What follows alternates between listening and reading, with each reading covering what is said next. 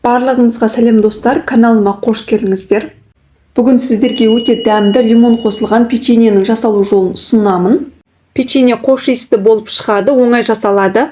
Менің отбасыма өте қатты ұнады, сіздерге де ұнайтынына сенімдімін. Видеоны соңына дейін қарап, каналыма тіркеліп, лайк басуды ұмытпаңыздар. Бізге керекті заттардың барлығын видеоның астына описанияға жазып қалдырамын.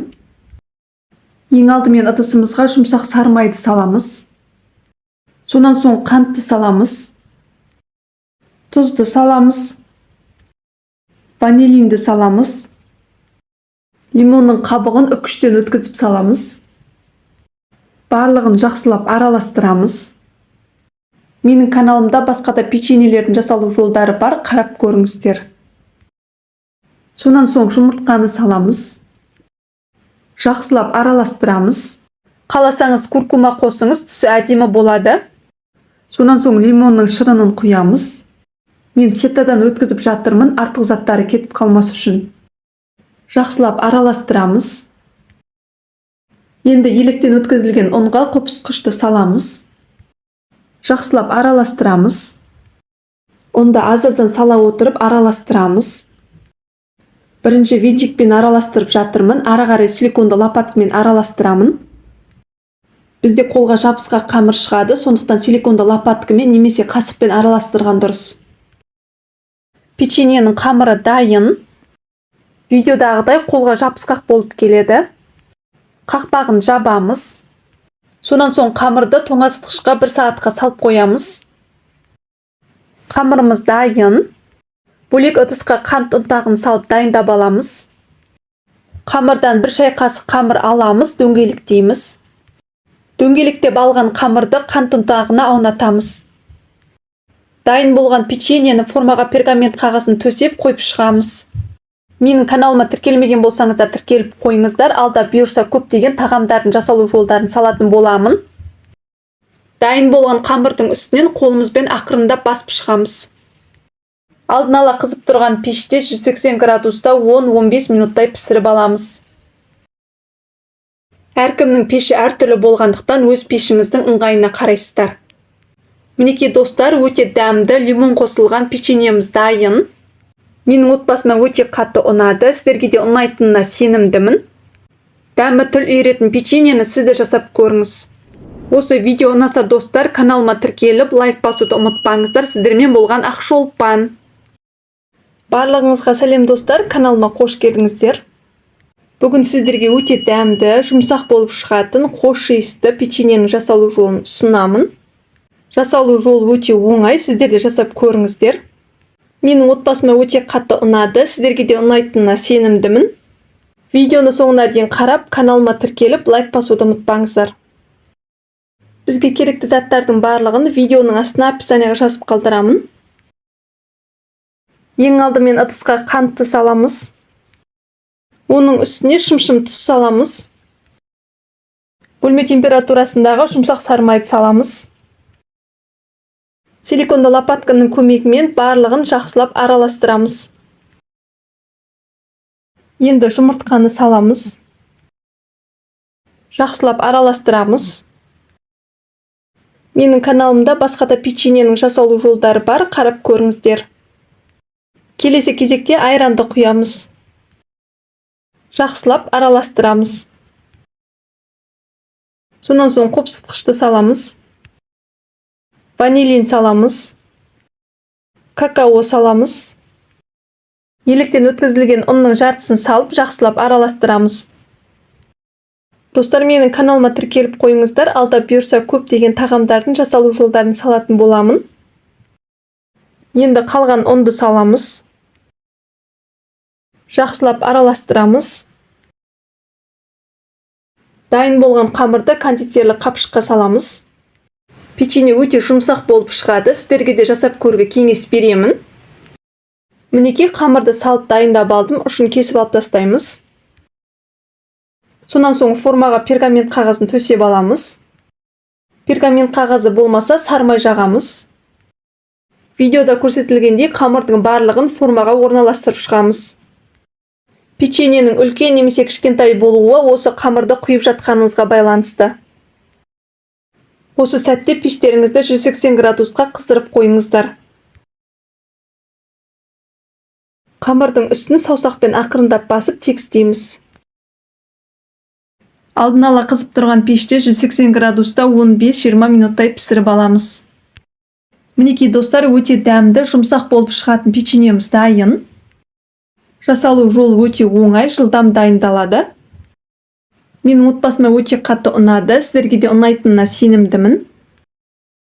Дәмі тіл үйіретін печеньені сіз де жасап көріңіз. Осы видео ұнаса достар, каналыма тіркеліп, лайк басуды ұмытпаңыздар. Сіздермен болған Ақшолпан. Барлықтарыңызға сәлем достар, каналыма қош келдіңіздер. Бүгін сіздерге өте дәмді үгілмелі печеньенің жасалу жолын ұсынамын. Жылдам дайындалады, оңай жасалады. Алғашқы рет жасағаннан сәтті шығады. Менің отбасыма өте қатты ұнады, сіздерге де ұнайтынына сенімдімін. Дастарханыңыздың сәнін ашатын, дәмі тіл үйіретін печеньені сіз де жасап көріңіз. Видеоны соңына дейін қарап, каналыма тіркеліп, лайк басуды ұмытпаңыздар. Бізге керекті заттардың барлығын видеоның астына описанияға жазып қалдырамын. Ең алдымен ыдысымызға жұмыртқаны саламыз. Сонан соң қантты саламыз. Ванильді қант саламыз. Тұзды саламыз. Барлығын жақсылап араластырамыз. Менің каналымда басқа да печеньенің жасалу жолдары бар, қарап көріңіздер. Енді бөлме температурасындағы жұмсақ сары майды саламыз. Сонан соң сұйық майды құямыз. Барлығын жақсылап араластырамыз. Менің каналыма тіркелмеген болсаңыздар, тіркеліп қойыңыздар. Алда бұйырса көптеген тағамдардың жасалу жолдарын салатын боламын. Келесі кезекте електен өткізілген ұнның барлығын саламыз. Сонан соң қопсытқышты саламыз. Қолға жабыспайтын жұмсақ қамыр илейміз. Бізде қолға жабыспайтын жұмсақ қамыр дайын. Енді печеньенің пішінін жасаймыз. Барлығы бірдей болу үшін, дастарханда әдемі көріну үшін таразымен өлшеп алдым. Қаласаңыз таразы пайдаланбасаңыз да болады. Әр қамырды 20 граммнан өлшедім. Өлшеп алынған қамырды видеодағыдай дөңгелектейміз. Сонан соң екі жағынан ақырындап басамыз. Дайын болған қамырға пышақтың көмегімен әдемі пішін береміз. Бұлай жасау міндетті емес, өзіңізге қалай ұнайды, солай жасайсыздар. Барлығын осы әдіспен қайталап шығамыз. Дайын болған қамырды формаға пергамент қағазын төсеп орналастырамыз.